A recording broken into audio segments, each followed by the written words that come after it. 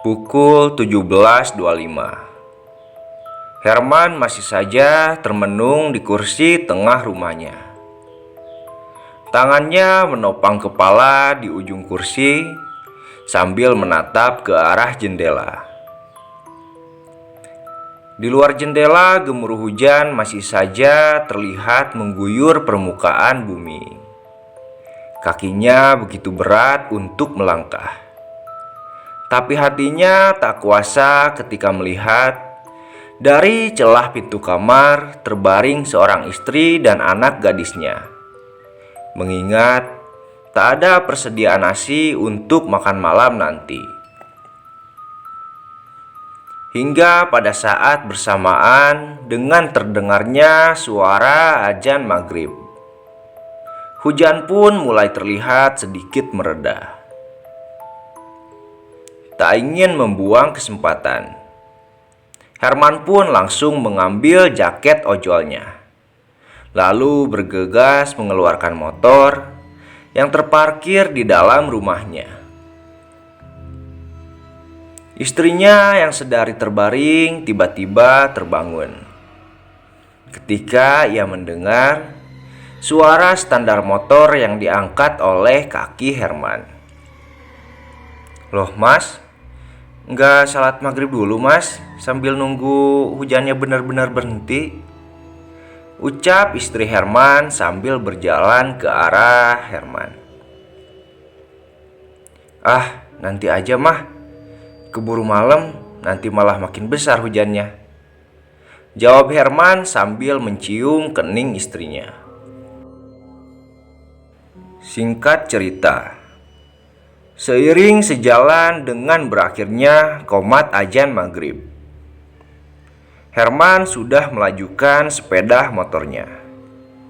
Tujuannya adalah warung kopi Pak Yunus, tempat para driver ojol sering menongkrong di sana. Letak warung kopi Pak Yunus ini tempatnya sangat strategis untuk menunggu orderan masuk. Karena letaknya berada di pertengahan dua pabrik sepatu yang cukup terkenal. Apalagi di waktu maghrib seperti ini. Biasanya banyak sekali karyawan pabrik yang tidak membawa kendaraan melakukan lembur kerja. Tidak lama, akhirnya Herman pun sampai di warung tersebut. Di sana terlihat dua orang memakai jaket yang sama dengan Herman, sedang duduk di warung tersebut. "Wah, kemana aja lu man?" tanya salah satu orang itu kepada Herman. "Ah, biasa, lagi kurang enak badan, makanya agak males-malesan. Tapi kalau gak dipaksain, kasihan anak istri gak makan," jawab Herman sambil ikut duduk di samping dua orang itu. Dua orang itu adalah Adi dan Ujun. Dua orang yang sama-sama bergelut di bidang pekerjaan yang sama dengan Herman. Sekian lama menunggu tak ada satupun orderan yang masuk ke dalam aplikasi ojol milik Herman. Entah kenapa, malam ini Herman merasa begitu tidak bersemangat. Apalagi setelah Adi dan Ujun pergi meninggalkan Herman karena mendapatkan orderan masuk ke dalam aplikasi mereka. "Ah, sial, si Adi sama si Ujun udah dapet. Kok HP gua sepi dari tadi?" gumam Herman di dalam hatinya. "Mas Herman, kenapa ngelamun mas? Belum dapat penumpang ya?" tanya Pak Yunus dari belakang etalase warungnya. Iya pak, dari tadi saya belum dapat orderan sama sekali.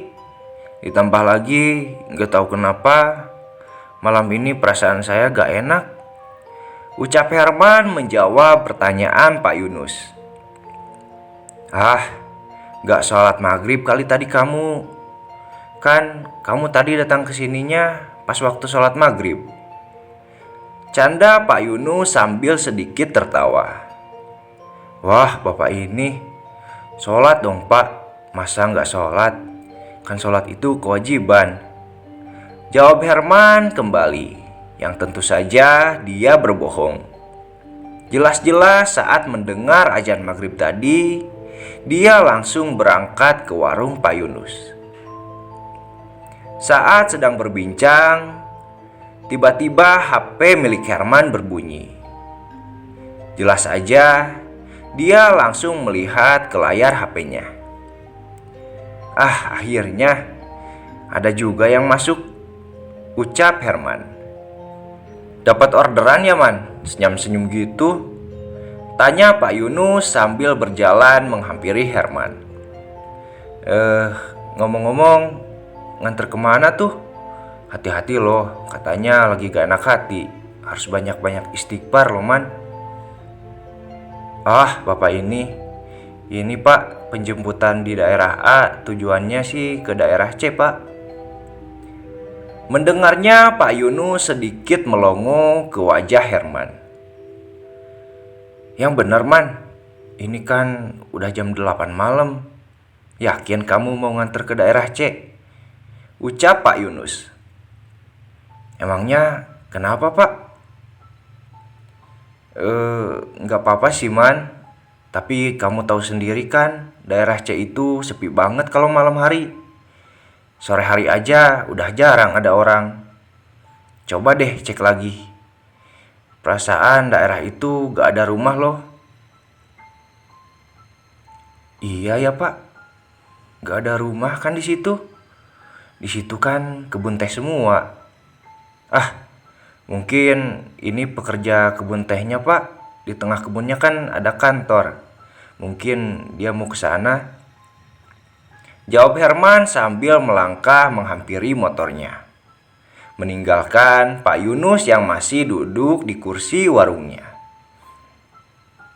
Sesampainya di titik penjemputan, Herman pun berhenti di depan sebuah toko perbelanjaan yang sudah tutup.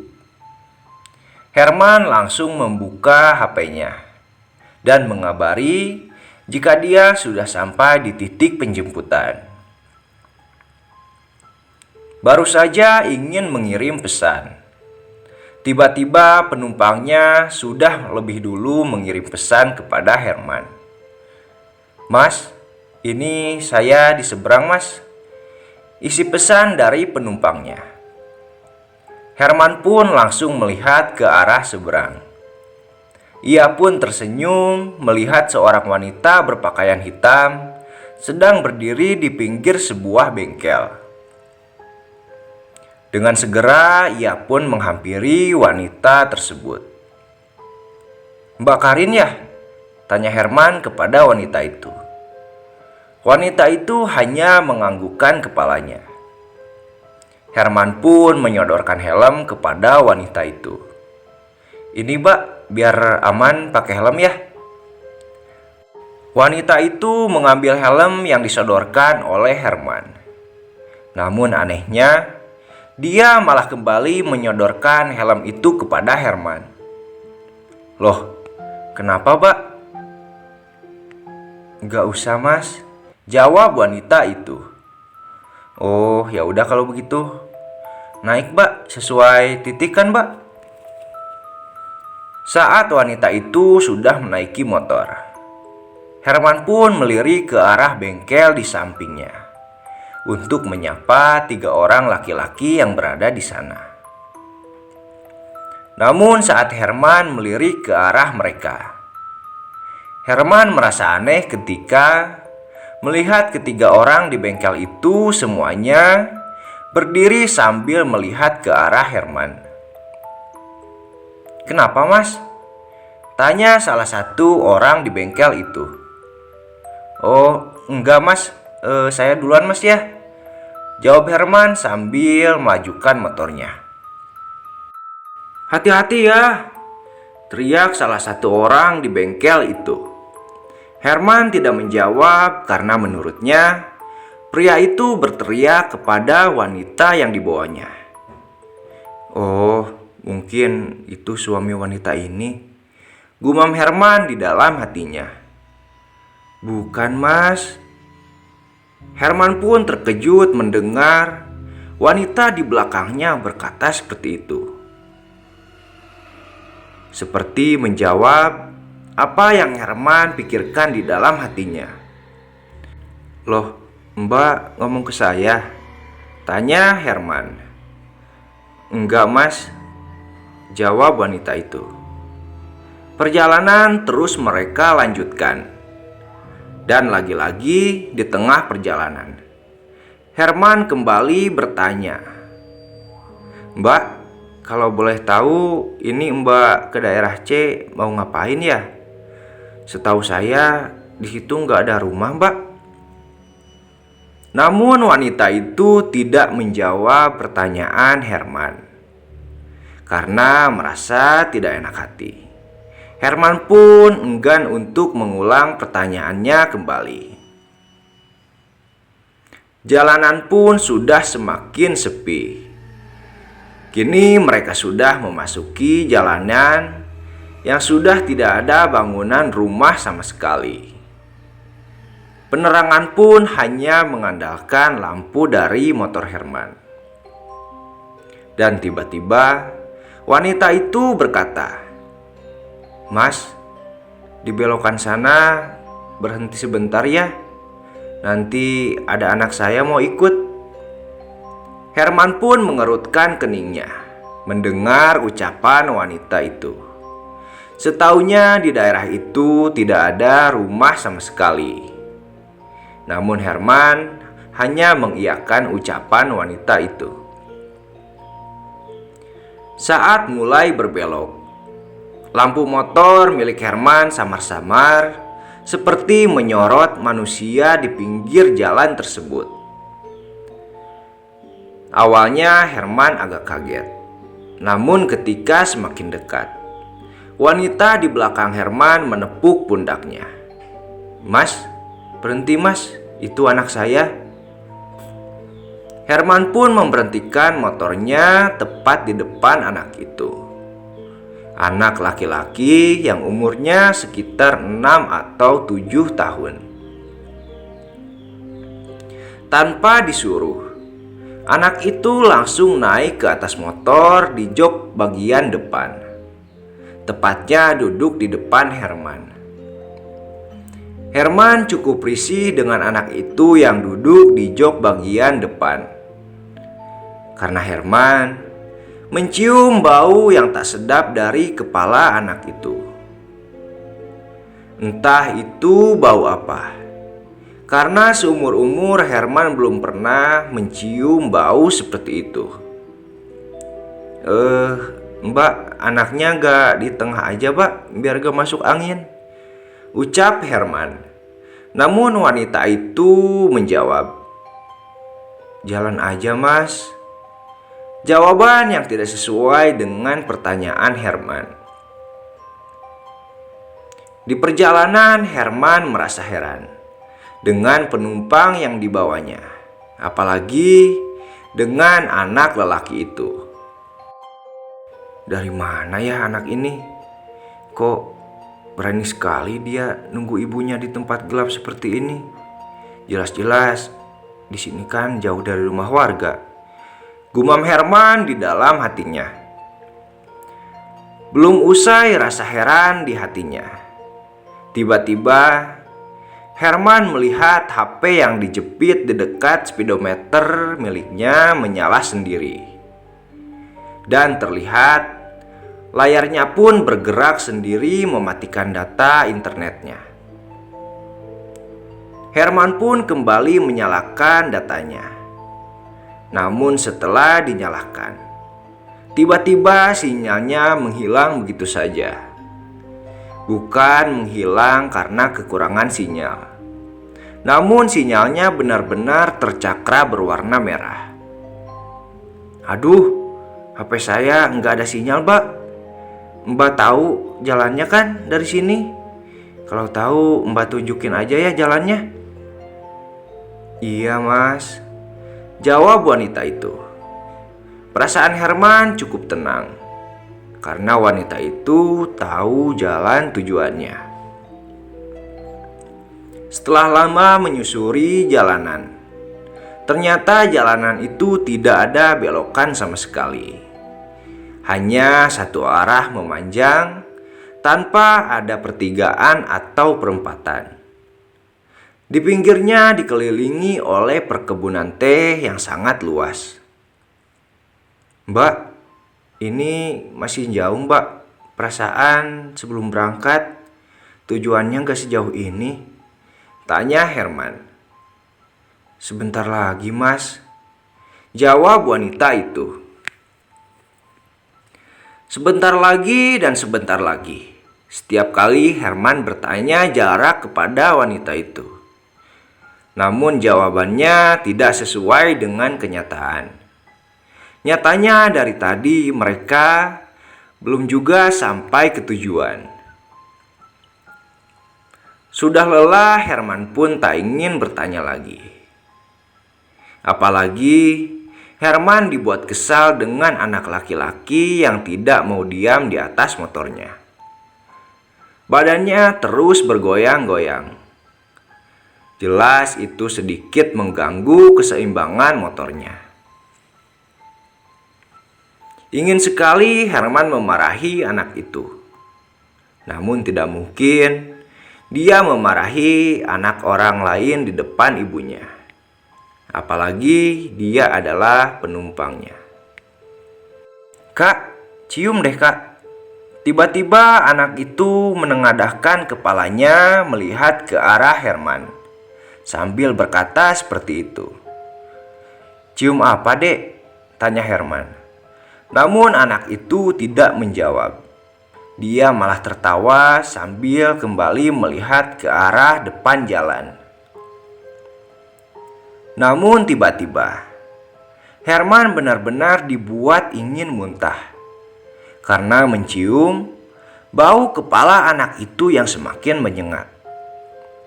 Karena tidak kuat, Herman pun langsung memberhentikan motornya di pinggir jalan. Lalu ia turun dari motornya dan langsung mengeluarkan isi perutnya.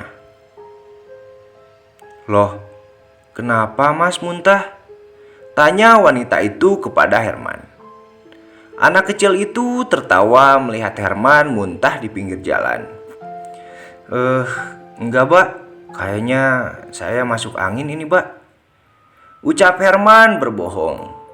Karena tak mungkin dia berkata jujur kalau dia muntah karena mencium bau dari kepala anak penumpang itu. Ini saya ada masker, Mas. Ucap wanita itu sambil menyodorkan masker ke arah Herman. Melihat itu, Herman merasa tak enak hati. Wanita itu seperti tahu kalau dia muntah karena mencium bau kepala anaknya. Enggak usah pak, tolak Herman. Ini pakai aja mas, belum dipakai kok masih bersih. Akhirnya Herman pun mengambil masker itu. Dan benar, masker itu terlihat sangat bersih. Ia pun memakai masker itu dan kembali naik ke atas motor. Setelah melanjutkan perjalanan, Herman merasa aneh. Padahal dia sudah memakai masker. Tapi bau di kepala anak itu masih saja tercium. Mbak, ini masih jauh ya? Tanya Herman kesekian kalinya.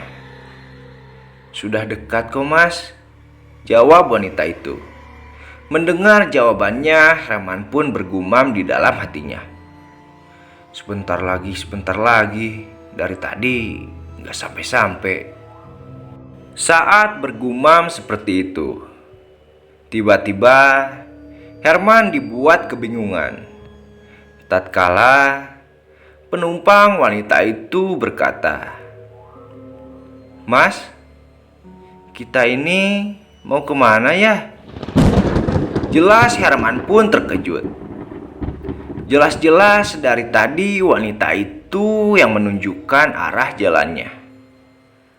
Loh, Mbak, bukannya kita mau ke tujuan Mbak ya? Namun wanita itu malah tertawa mendengar jawaban dari Herman. Bukan hanya wanita itu, anak kecil di depannya malah ikut tertawa. Perasaannya mulai tidak enak. Hawanya mulai berbeda. Bulu kuduknya merinding. Apalagi saat wanita itu terus mengulang pertanyaan yang sama dengan tertawa. Hehehe, Mas, kita mau kemana, Mas? Mas, kita mau kemana? Merasa ada yang tidak beres, Herman pun langsung memberhentikan motornya. Mbak jangan main-main ya, Mbak, ucap Herman dengan nada yang marah, sekaligus sambil melirik ke arah wanita di belakangnya. Namun saat itu juga Herman dibuat terkejut ketika melihat wanita yang sedari tadi diboncengnya menghilang dari jok belakang. Astagfirullah. Mbak di mana, Mbak? Bukan hanya wanita itu. Saat ia kembali melihat ke depan, anak kecil di depannya pun ikut menghilang. Perasaannya mulai tidak karuan. Saat itu dia tidak bisa berkata apa-apa. Seketika tulangnya terasa lemas. Ditambah lagi detak jantungnya mulai terasa begitu kencang.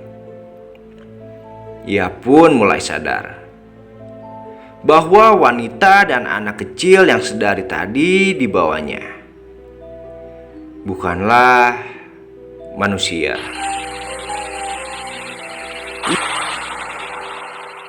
Ia pun langsung membalikkan motor ke arah jalan pulang. Setelah membalikkan motornya, Herman kembali dibuat terkejut ketika melihat di depan motornya sudah berdiri anak kecil yang tadi dia bawa. Astagfirullah, ya Allah, teriak Herman melihat sosok anak kecil itu. Ia pun semakin yakin kalau anak itu bukan manusia. Anak kecil yang tadi memakai pakaian layaknya anak kecil biasa. Kini anak itu hanya memakai celana pendek berwarna hitam. Dan yang lebih membuatnya takut, kepala anak itu terlihat terbelah di bagian tengahnya. Belahan kepalanya cukup dalam, hingga terlihat tulang kepalanya yang dipenuhi dengan belatung yang menggerogoti isi kepalanya. Tak ingin kalah dengan rasa takut, Herman pun langsung menarik gasnya kencang-kencang dan langsung menabrak anak itu. Namun ia tidak merasakan apapun. Ia malah merasa seperti menabrak angin yang berhembus ke arah badannya ketika menabrak anak itu. Herman terus melajukan kendaraannya. Pikirannya tak karuan. Ditambah lagi saat ia merasa sudah jauh dari kedua hantu itu, dia malah kembali dikejutkan ketika dia mendengar suara wanita hantu itu dari belakang jok motornya. Mau kemana, Mas? Kita kan belum sampai di tujuan. Ucap wanita itu yang tiba-tiba sudah kembali duduk di jok belakang motornya. Mendengar itu, sontak membuat Herman benar-benar terkejut, hingga membuat motornya tak seimbang dan akhirnya terjatuh. Herman yang terjatuh dalam keadaan laju motor yang cukup kencang membuatnya mengalami banyak luka di bagian kaki dan tangannya. Namun karena saat itu dia benar-benar merasa takut, rasa sakit akibat kecelakaan itu tidak dia hiraukan. Yang ada di pikirannya saat itu adalah ingin cepat-cepat keluar dari perkebunan teh tersebut. Dengan kaki yang terpincang-pincang, Herman berusaha mendekati kembali motornya yang terpental cukup jauh darinya saat terjatuh. Dengan sisa tenaganya, dia berusaha mengangkat motor itu. Dan untunglah mesin motornya tak mengalami kerusakan, sehingga masih dapat digunakan dengan baik. Hanya saja bodi motornya yang mengalami lecet yang sangat parah dan salah satu kaca spionnya patah dan terjatuh. Tak ingin memikirkan keadaan motor, Herman kembali menyalakan motor dan langsung bergegas kembali melajukan sepeda motornya dengan kencang. Aneh, kenapa nggak sampai-sampai ya ke pemukiman warga? Gumam Herman di dalam hatinya. Kini dia merasa aneh, karena perjalanan pulangnya terasa sangat jauh dan tak juga kunjung sampai di pemukiman warga. Dia seperti hanya berputar-putar di area perkebunan teh tersebut. Hingga entah sudah berapa lama ia berkendara. Ia pun mencoba menepikan motornya untuk mencoba menelpon salah satu temannya untuk meminta pertolongan. Ia pun turun dari motornya dan duduk di aspal jalan yang masih dikelilingi dengan perkebunan teh.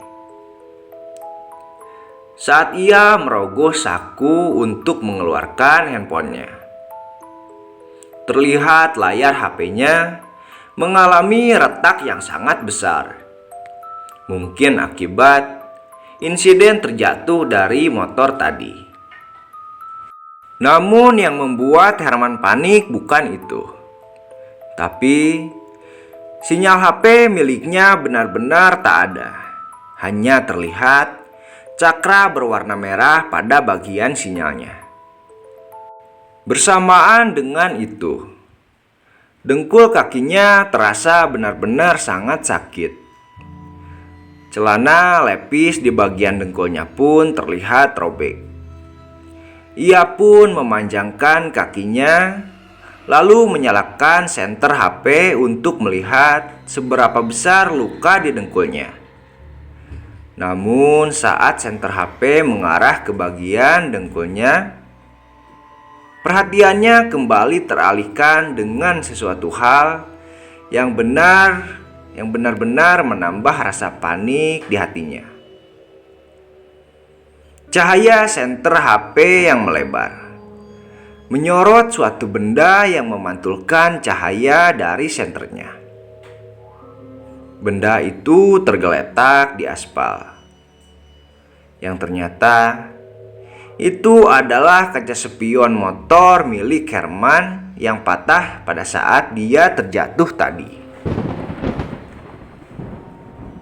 Bagaimana Herman tidak terkejut dari posisi dia terjatuh di jalanan tadi?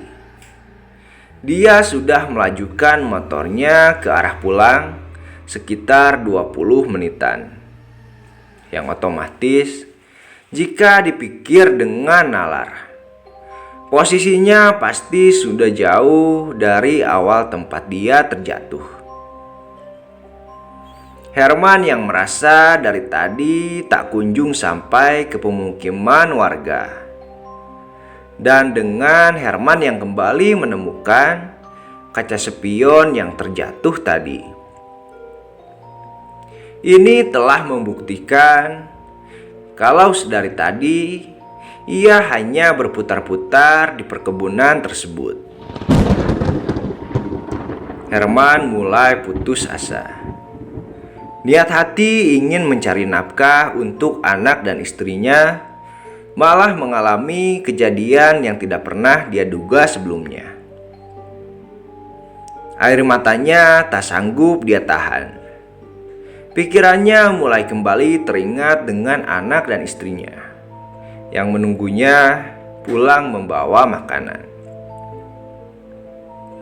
Hingga tanpa dia sadari, Herman yang sudah bertahun-tahun tidak melakukan sholat dan berdoa kepada Sang Pencipta. Dengan air mata yang terus keluar, dalam hatinya dia pun berdoa dan memohon pertolongan kepada Tuhan yang dia percaya, yaitu Allah Subhanahu wa Ta'ala. Saat termenung seperti itu, dari kejauhan, di arah belakang motornya, Herman samar-samar melihat ada sesuatu yang merangkak di aspal. Ia pun segera berdiri dari duduknya. Dalam kegelapan, matanya terus menatap ke arah sesuatu yang merangkak mendekatinya. Hingga saat semakin dekat, sosok yang merangkak itu mulai terlihat sangat jelas. Entah sosok apa itu, namun sosok itu membuat Herman hampir pingsan melihatnya. Karena ternyata itu seperti wanita yang merangkak, namun dengan posisi badan menghadap ke atas langit. Jika dijelaskan, makhluk itu seperti seorang wanita yang sedang melakukan kayang. Namun kedua tangannya menapak ke aspal, sehingga menopang tubuhnya. Rambutnya yang menjuntai ke bawah membuat wajah sosok itu terlihat dengan jelas.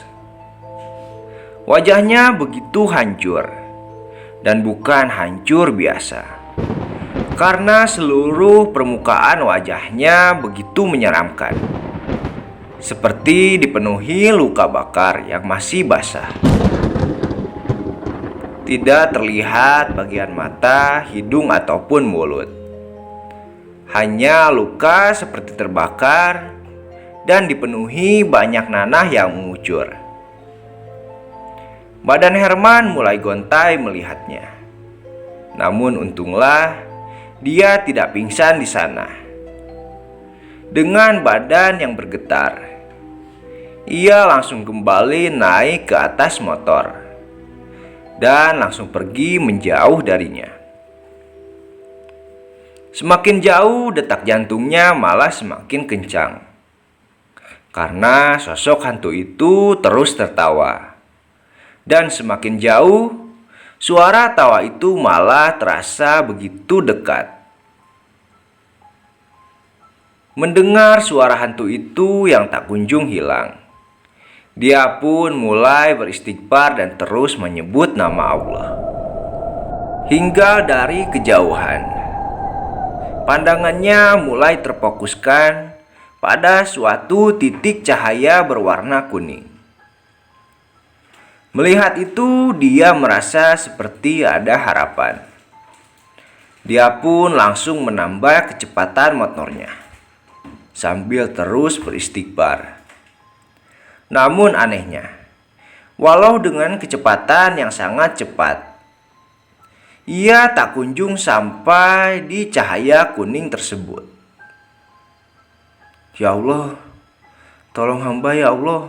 Hamba berjanji akan lebih mendekatkan diri lagi kepadamu, teriak Herman di atas motor. Entahlah, manusia memang seperti itu. Teringat kepada Sang Pencipta hanya saat sedang mengalami kesulitan. Namun doanya seperti didengar oleh Sang Pencipta. Suara hantu itu perlahan mulai menghilang. Namun cahaya kuning itu tiba-tiba menghilang tak terlihat lagi. Yang Herman lihat di depan jalan hanya ada belokan yang sangat dia ingat betul.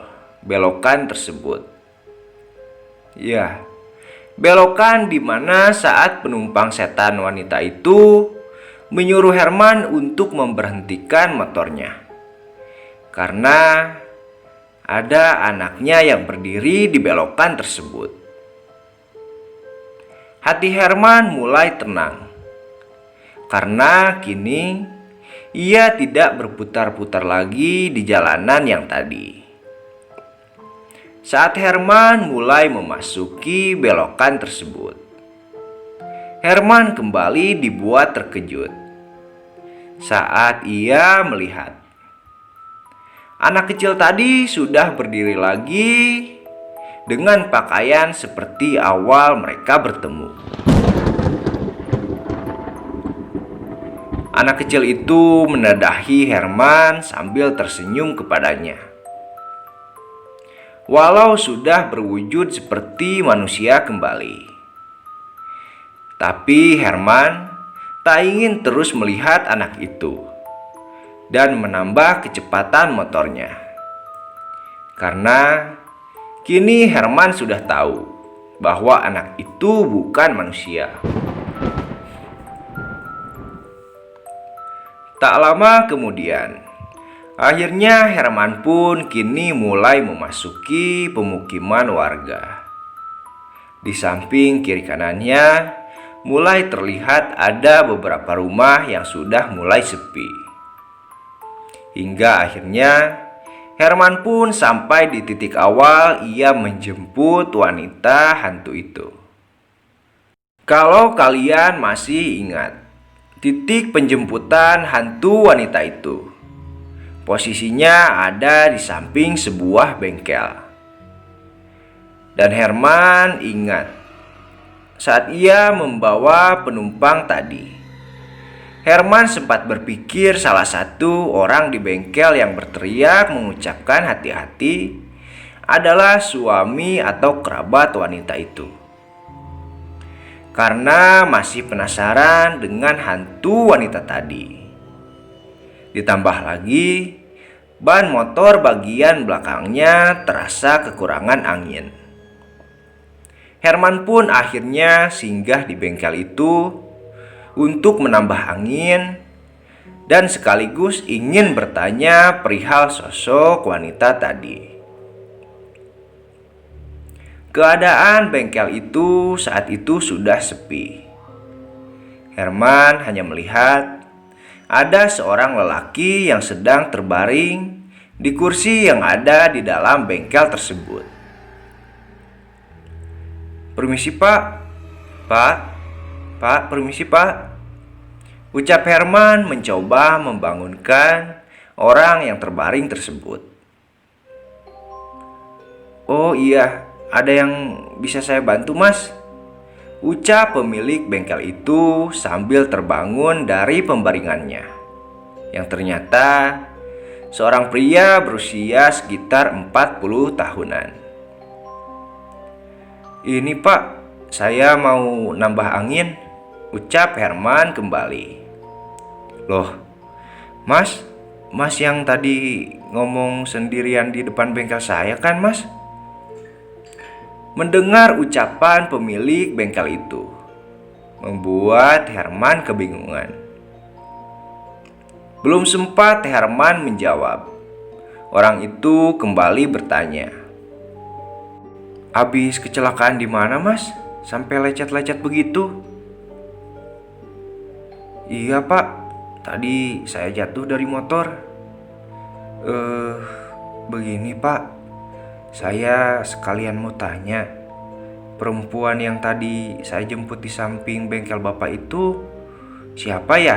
Mungkin bapak kenal?" tanya Herman sambil duduk di bangku kayu yang ada di luar bengkel. "Perempuan yang mana ya mas?" tanya heran pemilik bengkel itu. Itu Pak, perempuan yang tadi yang waktu di bengkel ini ada orang bertiga sama Bapak. Terus pas saya pergi, salah satu orang yang di sini teriak hati-hati ke perempuan yang saya bonceng tadi Pak. Ucap Herman dengan yakin. Mendengar ucapan Herman, pemilik bengkel itu ikut duduk di samping Herman sambil berkata, "Loh, Mas, tadi pas Mas kesini, Mas itu kan berhenti di situ ya. Saya sama orang yang tadi nambal ban di sini ngeliat kalau Mas itu ngomong sendirian. Kita pikir Mas lagi mabuk. Makanya pas Mas pergi tadi, yang nambal ban di sini teriak hati-hati ke Masnya. Karena kita pikir Mas lagi mabuk parah sampai ngomong sendirian di situ." Sejenak Herman pun terdiam mendengar pernyataan orang tersebut. Emangnya ada apa ya Mas? Tanya orang itu kembali, memecah lamunan Herman. Akhirnya Herman pun menceritakan semua yang dialami kepada pemilik bengkel tersebut. Setelah selesai bercerita, HP yang tersimpan di saku celananya tiba-tiba bergetar. Ketika dia mengambil HP itu, betapa terkejutnya Herman ketika melihat jam ternyata sudah menunjukkan pukul 2 malam. Tertulis juga 20 panggilan tak terjawab dari istri Herman. Hingga akhirnya dengan keputusasaan, tanpa membawa uang sedikit pun, Herman pun langsung pulang ke rumahnya. Sesampainya di rumah, istri Herman terkejut melihat keadaan Herman yang terlihat banyak lecetan di badannya. "Astagfirullah, Mas. Mas kecelakaan ya?" tanya panik istri Herman. "Iya Bu, maafin Bapak ya Bu. Bapak nggak bawa uang, malah diganggu sama makhluk halus Bu," ucap Herman dan langsung menceritakan apa yang dialami tadi. "Ya mungkin itu karena Bapak pergi pas waktu azan maghrib Pak. Kan Ibu tadi udah bilang tunggu sampai maghribnya lewat," ucap istri Herman sambil mengobati luka-luka di badan Herman. "Iya Bu, mulai sekarang Bapak mau lebih mendekatkan diri sama Allah Bu. Bapak sadar cari rezeki juga bukan cuma dengan kerja keras aja, tapi juga harus sama seizin Allah Bu." Istri Herman tersenyum mendengar perkataan suaminya. "Oh iya Pak, sekarang Bapak mending makan dulu ya. Alhamdulillah tadi pas Bapak berangkat, kakak Ibu tadi ngirim uang, katanya buat Kaila anak kita Pak. Gak banyak sih, tapi alhamdulillah lah, cukup buat makan kita sampai besok." Singkat cerita, setelah selesai dengan segalanya, akhirnya Herman dan istrinya memutuskan untuk tidur. Karena memang waktu sudah sangat larut malam. Tapi tanpa diduga, dalam tidurnya Herman bermimpi kembali berada di perkebunan teh tadi, berdiri sendirian dan tanpa memakai motor. Di mimpinya dia terus memanggil nama istrinya sambil berjalan menyusuri jalanan tersebut. Hingga tiba-tiba dari arah belakang, sosok hantu yang merangkak tadi mengejar Herman. Herman saat itu tidak bisa bergerak sama sekali. Hingga hantu itu benar-benar mulai mendekat ke arah Herman. lalu meloncat ke badan Herman sambil berkata, "Kalau tidak mau bertemu dengan saya, jangan hiraukan waktu azan maghrib."